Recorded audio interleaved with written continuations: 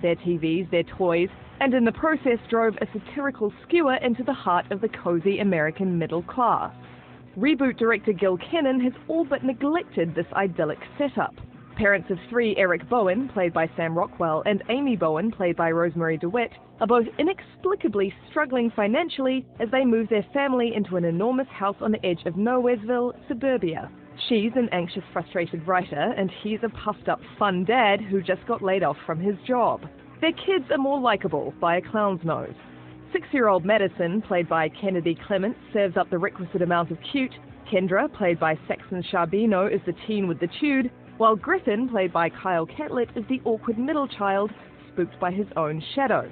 Considering this reboot takes place 3 decades after the original, there are plenty of new suburban trinkets the film could have messed with.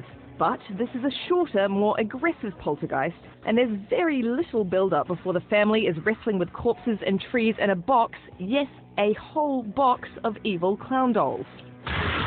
In ramping up the action so quickly, Poltergeist is stripped of much of the original's heart.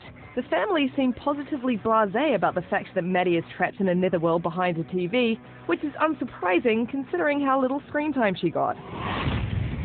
From Maddie's abduction onwards, Poltergeist follows the original's lead almost to the letter.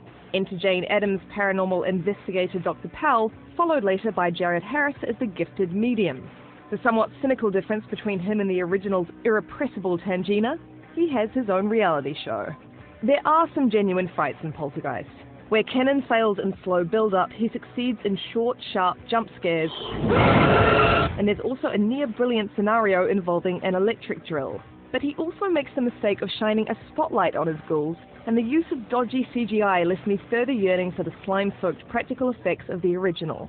The talented cast do the best with the anemic material they're given. Rockwell commits to his character's jerkiness with swaggering confidence, and Catlett is also believable as the neurotic kid who wants to be a brave boy for his dad. DeWitt and Addams can do this stuff with their eyes closed, but both are underserved by the script. Only Harris gets to have any real fun, as a grizzled Irishman who enjoys spooking the kids with his elaborate war stories. Despite the potential of a modern suburban setting, Poltergeist descends into a paint-by-numbers haunted house horror that struggles to justify its existence.